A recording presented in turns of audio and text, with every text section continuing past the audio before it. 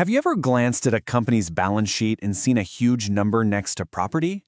Well, that one number can tell one of two completely different stories. Today, we're jumping into the accounting rule IAS 40 that makes companies choose a path. And as you'll see, that choice can totally change your perspective on their financial health. All right, so picture this. A company buys a new building. Seems simple enough, right? But in the world of accounting, this is a fork in the road. This is the moment a crucial decision gets made, a decision that will dictate how that building's story is told for years to come.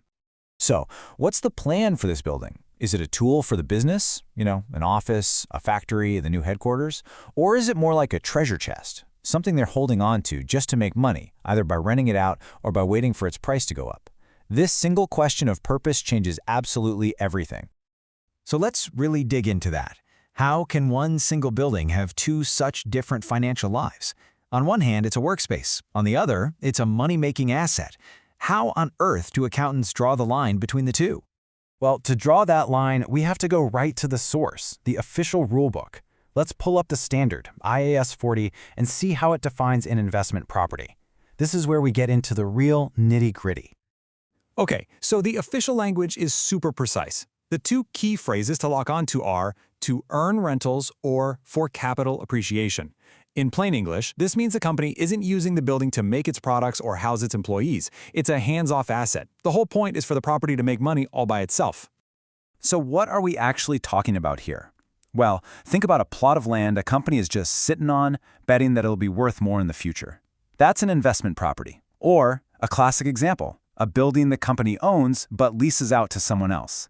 Even an empty building that they're planning to lease out counts. It all comes back to that intention. Now on the flip side, what's not on the list? The company's own headquarters or factory? That's a definite no. They are using it, which makes it owner-occupied. What if they're a developer who builds houses to sell? Well, that's just their inventory, like t-shirts in a clothing store. It all comes down to the property's job description. Okay, but this brings up a really interesting gray area. What about something like a hotel? I mean, you're renting out rooms, which sounds a lot like earning rentals. So is a hotel an investment property? And the answer is no. The standard is very clear on this. An owner-managed hotel is treated as owner-occupied property. And the reason is simple. You're not just providing space. You're providing services. Cleaning, a front desk, security, all of that is a huge part of the package. You're not passively holding property. You're actively running a hospitality business. All right, so now that we've got the classification down, let's talk about day one. How does this property actually show up on the financial statements for the very first time? You know what? This part is refreshingly simple. On the day a company buys a property, it doesn't matter what its future purpose is. It goes on the books at its cost. That's the sticker price, plus all those extra fees to get the deal done, like legal help and transfer taxes. It's the same starting line for everyone. But that's just day one. After that, things get a whole lot more interesting. This is where the company has to choose its path, and this decision will have massive implications down the line. And here are those two paths. First, you've got the fair value model. Think of this like checking your stock portfolio. At the end of each period, you update the property's value to whatever the market says it's worth. If the value goes up, boom, you report a gain. If it goes down, you report a loss. It's real time, but it can be a roller coaster. The other option is the cost model. This is the set-it-and-forget-it approach. You just keep the property at its original cost and slowly chip away at it with depreciation each year. It's stable and predictable, but it might not reflect the asset's true economic reality. And it seems the rulemakers have a clear favorite here. This quote from the standard is pretty telling. It's basically saying that once you decide to show the world the true market value of your property, you can't just change your mind and go back to hiding it under the cost model. That's a pretty powerful statement about transparency. Of course, business plans change. So what happens when a property's purpose switches, or when it's finally time to sell and cash out? Let's walk through that.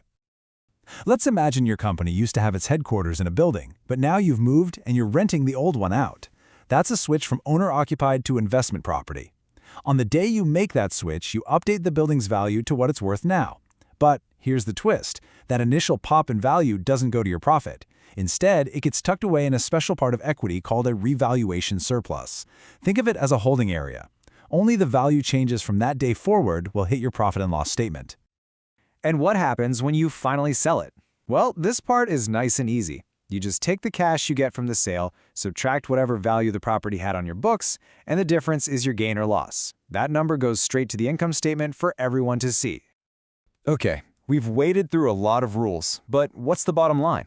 Why should any of this actually matter to you as an investor trying to figure out a company? Let's look at the real-world impact. This right here brings it all home. Just look at this. Imagine a property's market value jumps by $2 million in 1 year. Under the fair value model, the company reports a $2 million gain.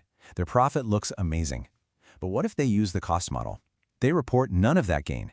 In fact, their profit actually goes down because they have to record a depreciation expense. We're talking about the exact same building, the same economic event, but two completely opposite stories on the income statement. It's wild. And that is exactly why this matters. This accounting choice isn't just some technicality for the bean counters. It directly inflates or deflates reported profits. Fair value gives you that real-time snapshot, but it can make earnings look super volatile. The cost model gives you smooth, predictable numbers, but it could be hiding a ton of unrealized value. You absolutely positively have to know which model a company is using if you want to get a true picture of its financial health. So the next time you're reading a financial report and you see that line item for property, I want you to pause for a second. Ask yourself, what's the real story here? Is this just a building where they work, or is it a hidden gold mine? And more importantly, which story are they choosing to tell me?